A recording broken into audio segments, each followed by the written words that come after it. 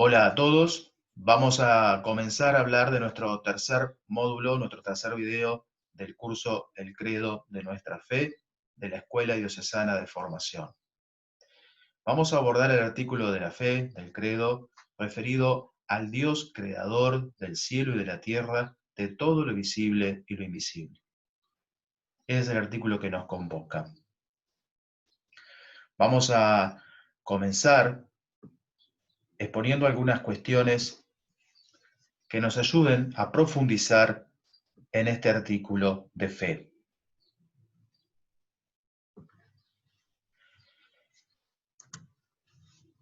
Vamos a comenzar con las preguntas humanas, las preguntas que todos los seres humanos de todos los tiempos nos hacemos, preguntas que están con nosotros hoy, en el corazón de cada uno de nosotros, y preguntas que estuvieron en los autores de los textos sagrados de la Escritura, que darán pie para el artículo de fe al que nos referimos.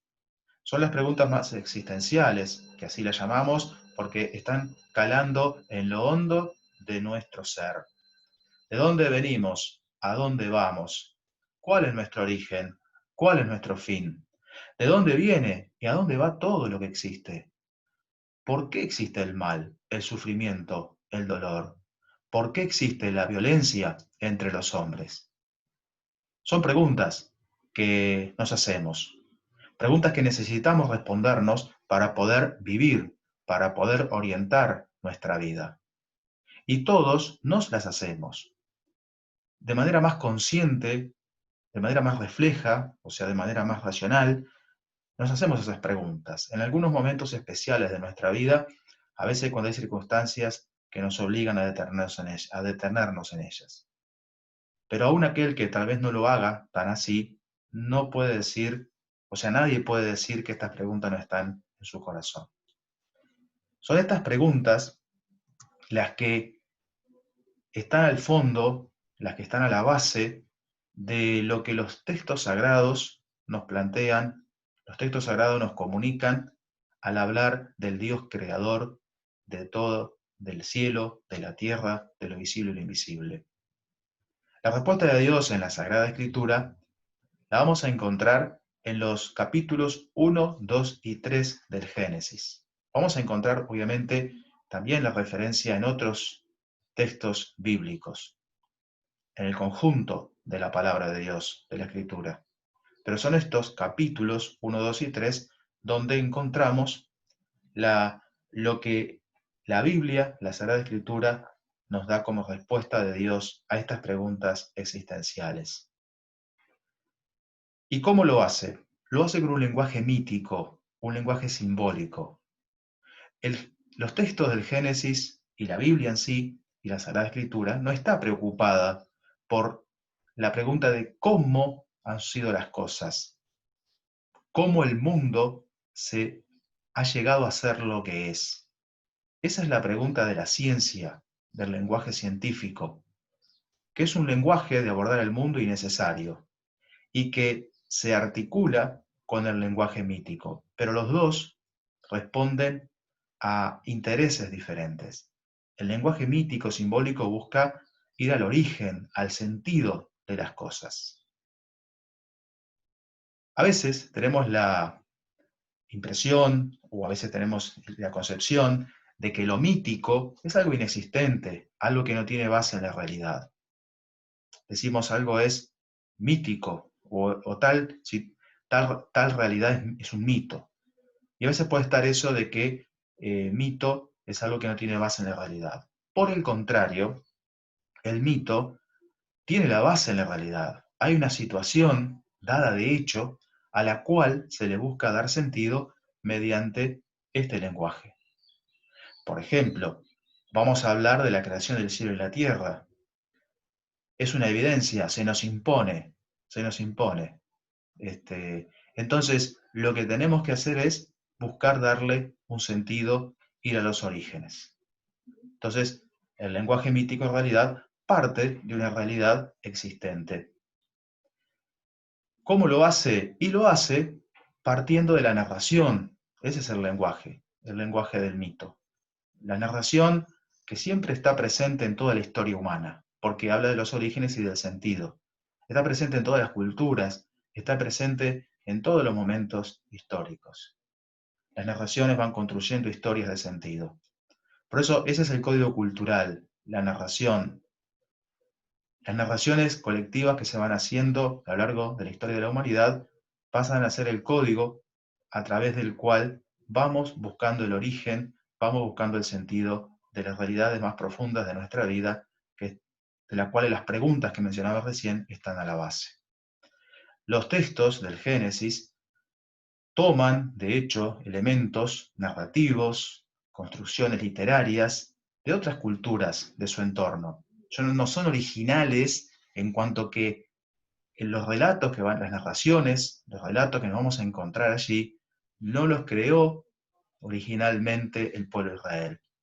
Sí, lo que hizo el pueblo de Israel fue darle una nueva orientación. ¿Sí?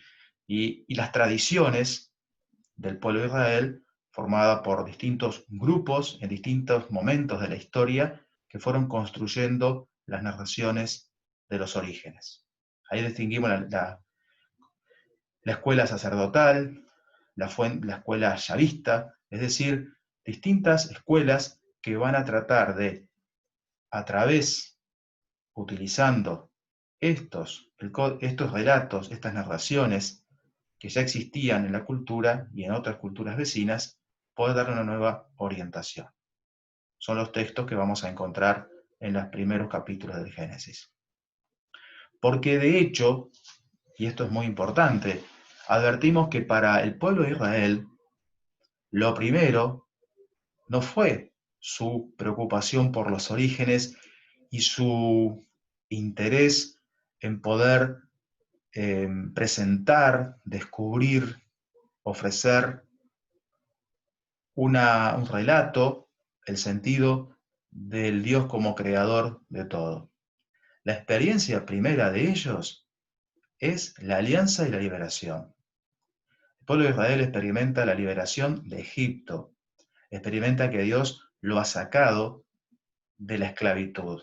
Y ahí experimenta a Dios como el liberador, el que está con ellos, el que los acompaña, el que hace una alianza que los sostiene, que les da vida, que está presente constantemente y que es el Dios fiel a ellos, que camina con ellos, que va con el pueblo.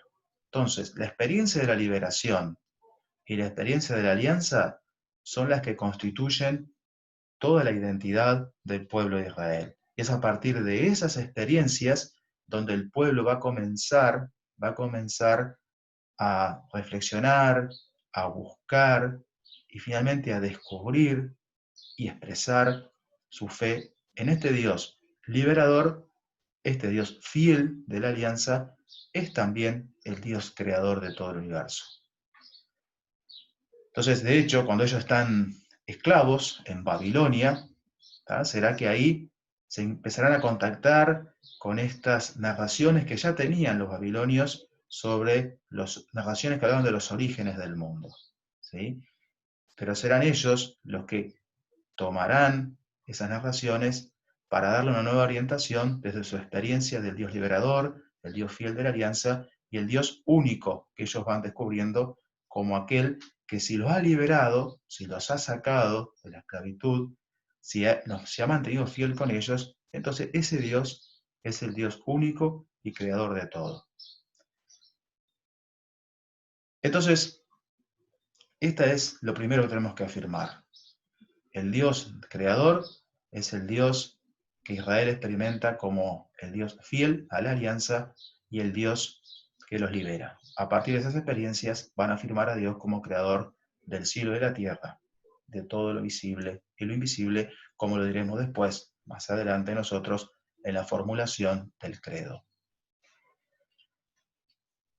Otra cuestión que tenemos que abordar al hablar de el Dios creador de todo es el lugar de Cristo, la mediación de Cristo.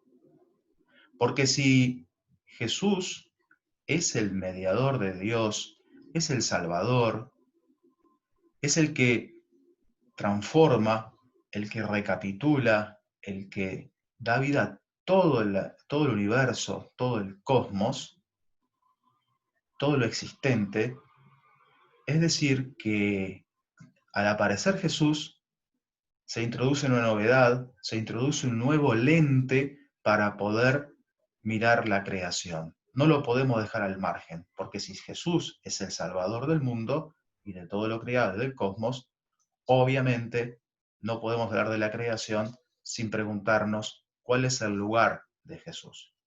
Y esto ya la Sagrada Escritura también en el Nuevo Testamento lo va a empezar a presentar como una novedad. Jesús aparece como el nuevo principio a partir del cual se interpreta toda la realidad y por lo tanto también se interpreta toda la Escritura. Jesús es la llave para interpretar toda la Escritura, es el lente, es el lente. Hay una expresión de San Pablo en la carta a los Colosenses, el himno cristológico, uno de ellos, que expresa muy claramente esta convicción, esta fe de la primera comunidad cristiana. Al hablar de que Jesucristo es la imagen del Dios invisible, es el primogénito de la creación, porque en Él fueron creadas todas las cosas, tanto en el cielo como en la tierra, los seres visibles y los invisibles, tronos, dominaciones, principados, potestades, todo fue creado por medio de Él y para Él. Esta afirmación es que Jesús es el primogénito de la creación. En términos históricos, va a aparecer adelante, digamos, o sea, en el tiempo. Pero en términos de la intención, del origen, del sentido de todo, Jesús va a estar, Jesucristo, el Verbo encarnado, va a estar desde el inicio. Porque hacia Él confluye todo. Hacia Él se dirige todo para que a través de Él todos podamos llegar a Dios. Entonces, este Jesús, este Cristo, este Jesucristo, está al inicio de esta función creadora de Dios y Jesús aparece, y ese Jesucristo aparecerá como al final, con una función también recapituladora del todo.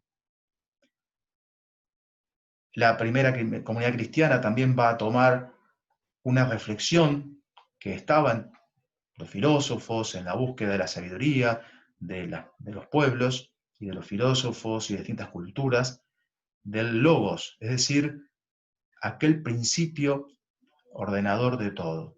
Los cristianos van a comenzar a ver en Jesús el principio ordenador de todo, aquel hacia el que todo confluye, aquel a través de quien y para quien y por medio de quien el Dios creador va a hacer su obra y la va a llevar a plenitud. En conclusión, nosotros, al hablar del Dios creador, no podemos dejar de lado hablar de la mediación de Cristo el Señor, Salvador de todo y por tanto también presente en la obra creadora de Dios, hacia quien todo confluye y en quien todo se recapitula. Otro aspecto que abordamos al momento de hablar del Dios creador tiene que ver con que Dios ha creado el mundo libremente para su gloria. Esa es la afirmación asociada a que Dios ha creado ex nihilo, es decir, de la nada. No es que había una materia precedente que lo precedía y que Él le dio forma. No, Dios ha creado todo. Si vamos a las narraciones que les comentaba antes, las narraciones más de origen sumerio, babilónico, de lo cuales constituyen los primeros relatos de los libros del Génesis, y por ejemplo la primera que toma la tradición sacerdotal, y que es el primer relato donde Dios va creando el sol, la luna, las estrellas, va a decir en la Sagrada Escritura que el sol, la luna, las estrellas son creados por Dios, o sea, no es que estaban antes, y que la tierra era una masa informe a la cual Dios les da forma, la crea y le da forma. Es decir, Él es el principio creador. No había otra cosa antes. Y de hecho, esos textos van a usar el verbo hebreo bará, que es un verbo que se utiliza exclusivamente para la acción creadora de Dios. No se aplica a la creación humana, que siempre necesita de algo precedente. Dios crea de la nada. Todo es creado por Él. Crea el cielo y la tierra. ¿Qué quiere decir eso? Crea todo. Es el modo como la Sagrada Escritura tiene de decir todo, usar los extremos, el cielo y la tierra, la noche y el día. Y así podemos encontrar muchas expresiones que por los extremos está mencionado el todo. De lo visible e invisible. Lo visible lo tenemos, se nos impone. Pero también afirmamos, la Sagrada Escritura afirma la creación de los seres invisibles, del mundo invisible. Los ángeles, que son seres espirituales no corporales y que pertenecen a una verdad de fe revelada, están presentes en toda la Biblia. Y la experiencia que hacen los hombres de la Sagrada Escritura, el pueblo de Israel, es la presencia de estos seres que los cuidan y acompañan. Dios crea de manera libre, es decir, no tiene necesidad de crear, no hay nada que lo empuje a que sí o sí deba crear. Es una libertad amorosa, porque lo que lo mueve a Dios a crear es para compartir su amor y su bondad. Y esto es lo que hace posible lo que está a la base de la libertad humana. O sea, Dios crea para amar. Dios crea poniendo las condiciones para poder responder. Y para que esto sea posible, tiene que haber capacidad de decisión, tiene que haber libertad. O sea, un Dios que crea por amor hace posible también que el hombre, que va a aparecer como el vértice de toda la creación y con quien Dios quiere se relaciona de manera especial, aparece también dotado de libertad, capacidad de elegir y de decidirse, para que sea posible que pueda amar. Porque Dios no crea para autoperfeccionarse a Él mismo. Dios no tiene necesidad de eso, porque Él en realidad es pleno, sino para comunicar su bondad, para que se manifieste su gloria. Cuando hablamos de la gloria de Dios, hablamos de esto, hablamos de Dios que comunica su bondad y su amor a la creación, y en ello encuentra su gozo. Y obviamente que todo debe volver a Dios para darle gloria, porque para ser plenos debemos volver a Dios y dirigirnos a Él. San Ireneo, uno de los cristianos de los primeros tiempos, uno de los padres de la iglesia, decía que la gloria de Dios es el hombre viviente, y la vida del hombre es la visión de Dios.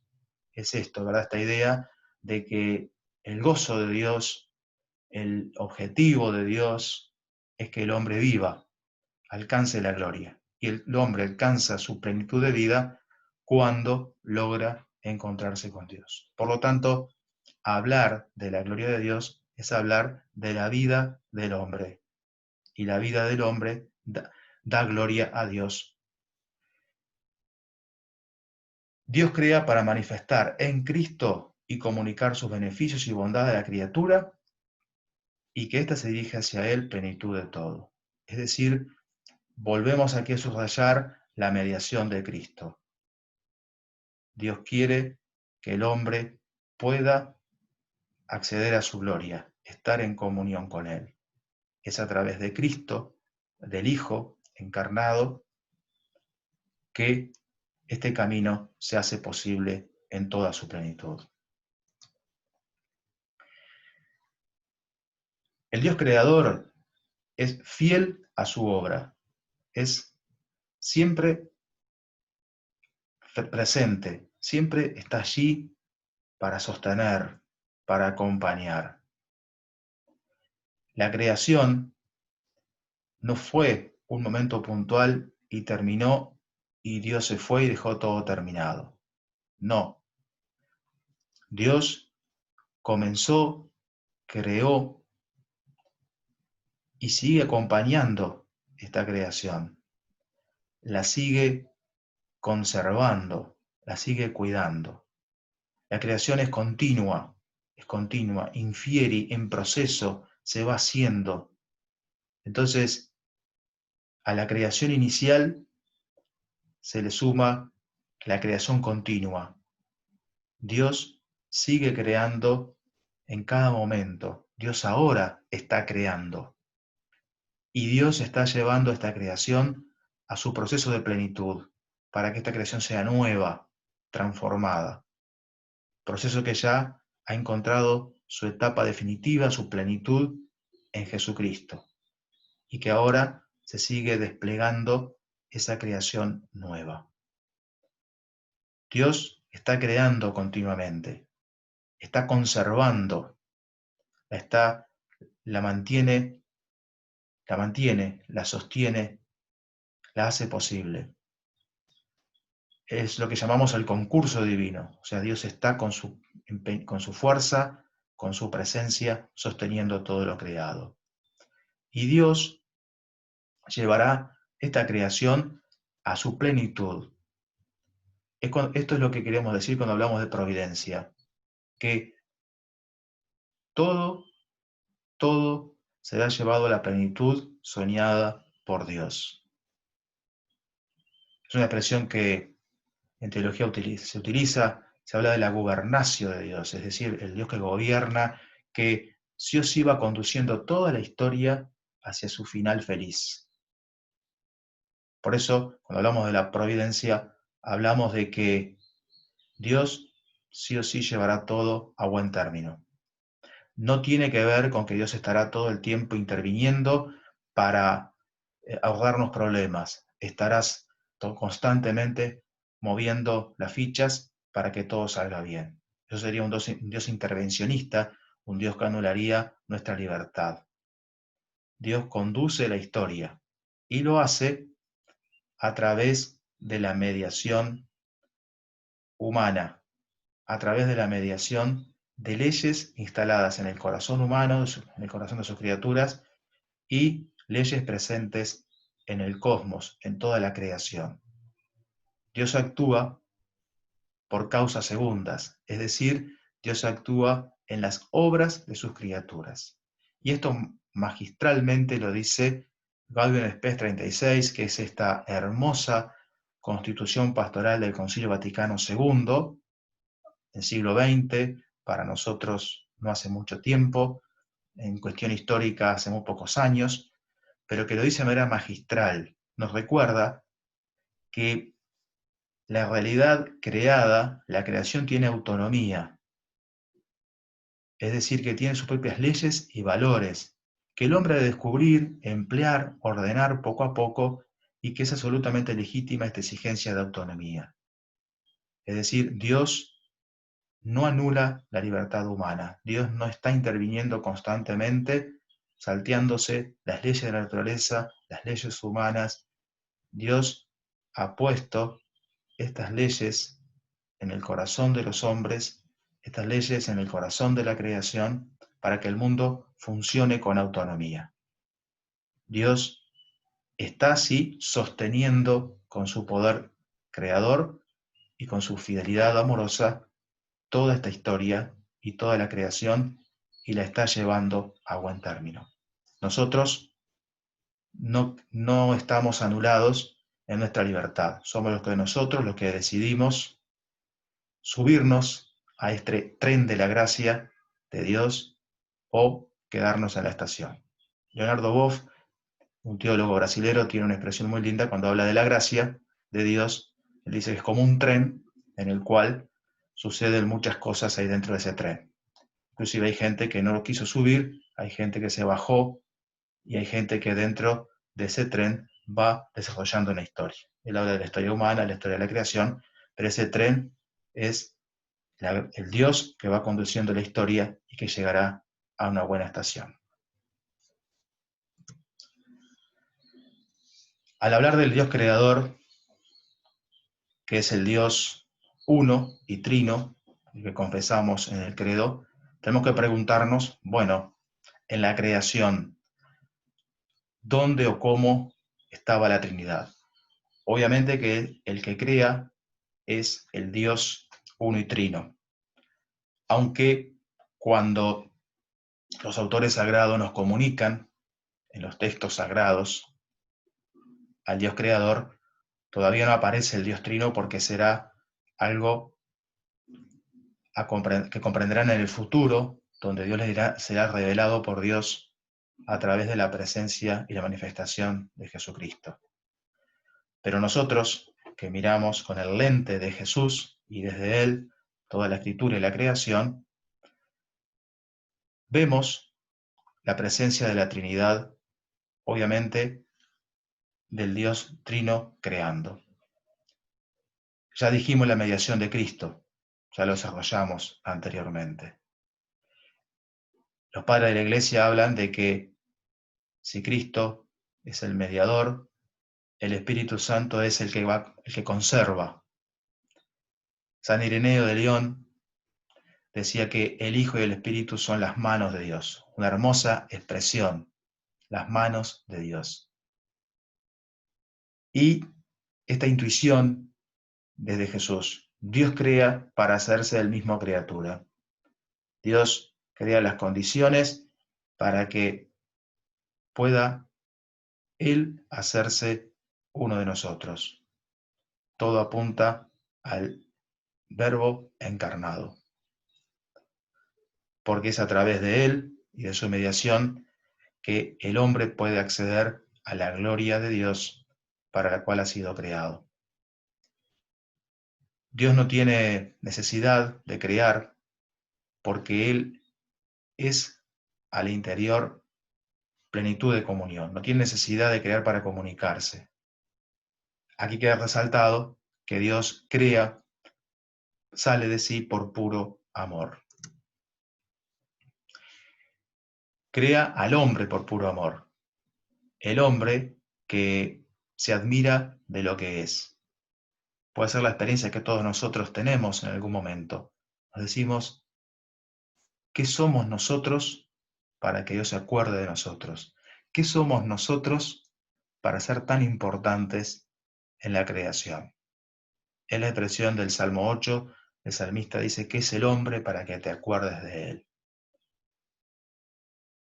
Y la Sagrada Escritura, cuando habla del hombre, dice, es imagen de Dios. Ahí está la novedad cristiana.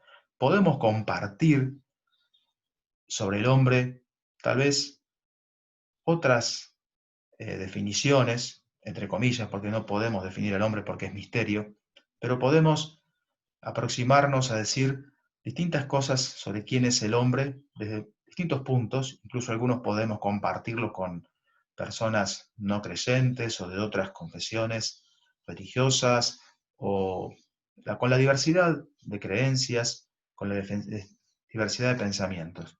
Pero lo que es novedad cristiana y donde radica toda la novedad de lo que la Sagrada Escritura dice del hombre es que es imagen de Dios. Ahora, los padres de la Iglesia, los cristianos de primeros tiempos, se decían, bueno, ¿qué es lo que hay en el hombre que lo hace imagen de Dios? Algunos decían, bueno, es el alma, es el alma. Otros decían, es la razón, es el racional. Otros decían, bueno, pero es el cuerpo, no puede ser, porque Dios es trascendente, o es todo el hombre. ¿Qué es lo que lo hace imagen de Dios? ¿Qué es eso que lo hace de la misma talla de Dios? Y aquí nuevamente, Gaudium Spes, la Constitución Pastoral del Concilio Vaticano II, en su numeral 12, dice algo magistral. La Biblia nos enseña que el hombre ha sido creado a imagen de Dios, y aquí están las notas constitutivas de este ser imagen de Dios. Capacidad para conocer y amar a su Creador, y constituido por Dios Señor de la entera creación. O sea, lo que hace al hombre imagen de Dios, lo que lo pone en conexión con estos atributos de Dios en él, es la capacidad para conocer y amar a su Creador y, siendo Señor de la historia, gobernarla, la creación, perdón, gobernarla y usarla glorificando a Dios. Ahí están las dos notas por las cuales el hombre es imagen de Dios. Este hombre, imagen de Dios, obviamente se va configurando, se va transformando en la medida que toma como imagen a Jesús, el Verbo encarnado. Si Jesús es el mediador de todo, a través de quien Dios ha creado y por medio de quien llevará todo a su gloria, el hombre no puede realizarse, descubrirse, perfeccionarse al margen de Cristo.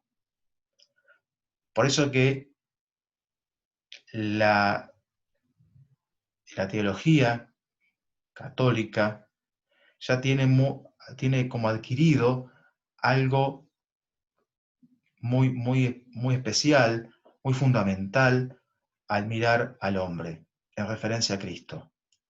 Que la antropología debe ser analizada y considerada a la luz de la cristología. ¿Qué quiere decir esto? La antropología es todo lo que podemos decir del hombre, ¿tá? De quiénes somos los seres humanos. Bueno, todo lo que podemos decir de quién es el ser humano, de quién es el hombre, lo debemos decir a la luz de la cristología, es decir, a la luz de todo lo que podemos decir y descubrir en lo que se ha manifestado Jesús. Es decir, Jesús es el modelo, es el hombre perfecto, es la plenitud de la humanidad y hacia Él caminamos nosotros, hacia la configuración con Él, nos movemos y nos orientamos para poder ser nosotros plenamente humanos. Gaudium Spes 22, la Constitución Pastoral, nuevamente y de manera magistral dice que el misterio del hombre, es decir, quién somos nosotros, se esclarece, adquiere luz en el misterio del Verbo encarnado, de Jesucristo, del Dios hecho hombre. Y habla de Adán, el primer hombre, es decir, el que nos representa a todos nosotros, que somos imperfectos y en camino, era figura del que debía venir, es decir, Cristo nuestro Señor. Es decir, Cristo es el nuevo Adán, es el hombre pleno. Por lo tanto, nosotros caminamos hacia Él, que es la imagen del Dios invisible, que trabajó con manos humanas, que obró con voluntad de hombre, que amó con corazón de hombre.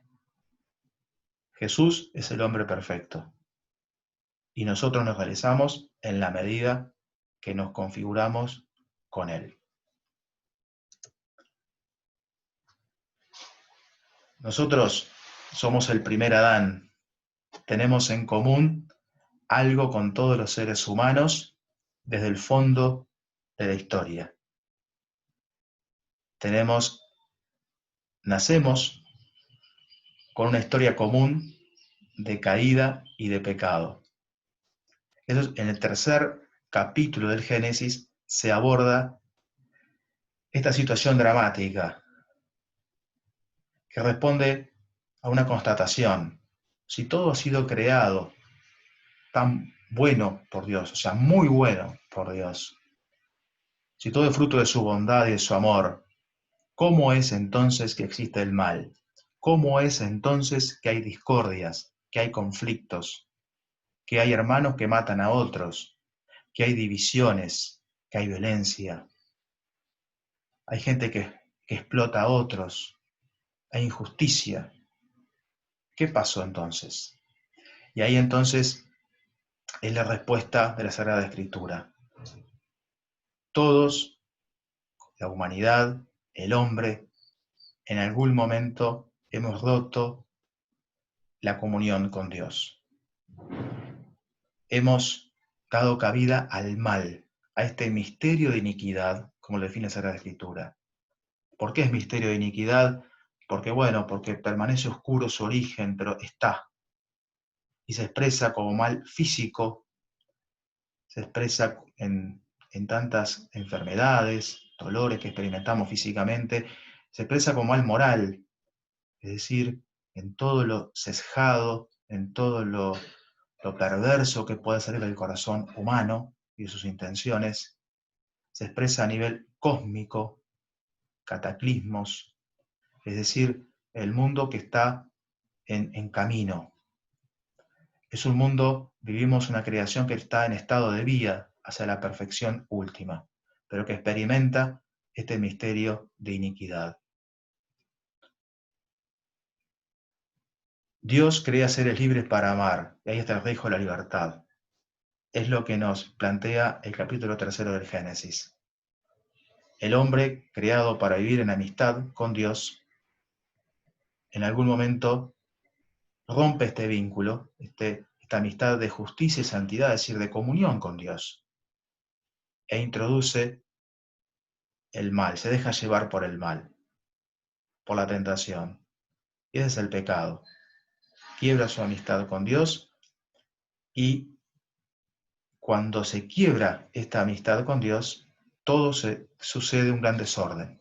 Empiezan las peleas con sus hermanos, empiezan las búsquedas de sí mismo a costa del otro. Pongamos el ejemplo de la Sagrada Escritura. Cuando el hombre cae, luego viene el conflicto de Abel y Caín. Caín que mata a su hermano Abel. Consecuencia de que roto su relación con Dios, también se vuelve fratricida, mata a su hermano. Este pecado original, que es la ruptura de la amistad con Dios, está presente en todos nosotros. Es un pecado original que no lo cometimos personalmente, pero del cual somos parte por ser la parte de la humanidad, Este pecado original también es originante del pecado personal, de hacernos parte de esta condición de pecado propia de la humanidad. El bautismo será el que nos restituye a la amistad con Dios y nos pone otra vez en amistad con Él. Pero en nosotros los hombres queda todavía las heridas del ser débiles y pecadores. Y por eso esas heridas son lo que se llama la concupiscencia, que es la inclinación al mal, de la cual vamos luchando para no ceder a ella. Con la gracia de Cristo, con la ayuda de Dios, combatimos. Dios no abandona al hombre a su suerte, lo rescata en Cristo. Volvemos a esta afirmación de que el Dios creador, el Dios de la alianza, el Dios fiel, el Dios liberador, está conservando, está constantemente cuidando de sus criaturas, constantemente está cuidando de nosotros. Nuestra humanidad está herida, pero ha sido rescatada por el amor de Dios que nos ha sanado y que nos da la fuerza de su Espíritu Santo para que podamos cada día más orientarnos hacia Cristo, el hombre perfecto, y en Cristo poder entrar en la plenitud de la gloria de Dios. Hasta aquí hemos llegado hablando del Dios creador del cielo y la tierra, de lo visible y lo invisible. Dios, en su amor y en su bondad, conserva, acompaña, cuida de su creación.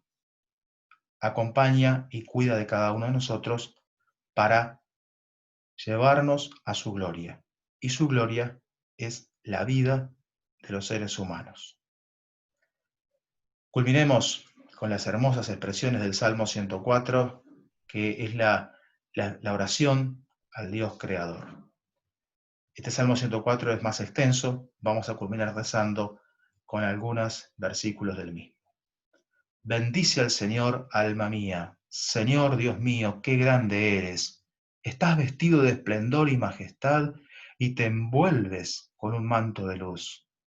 Tú extendiste el cielo como un toldo y construiste tu mansión sobre las aguas. Las nubes te sirven de carruaje y avanzas en alas del viento.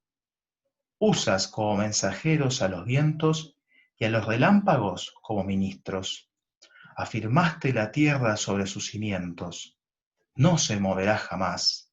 El océano la cubría como un manto. Las aguas topaban las montañas. Pero tú las amenazaste y huyeron. Escaparon ante el fragor del trueno. Haces brotar la hierba para el ganado y las plantas que el hombre cultiva, para sacar de la tierra el pan y el vino que alegra el corazón del hombre, para que él haga brillar su rostro con el aceite y el pan reconforte su corazón. Gloria al Señor para siempre, alegres el Señor por sus obras. Él mira y la tierra se estremece, toca las montañas y echan humo. Cantaré al Señor toda mi vida, mientras yo exista celebraré a mi Dios, que mi canto le sea agradable y yo me alegraré en el Señor. Bendice al Señor, alma mía. Aleluya. Que podamos vivir siempre agradecidos a Dios, que con su bondad nos envuelve, nos acompaña y llevará todo a fin, todo a buen término. Como decían los místicos, todo terminará bien. Aleluya.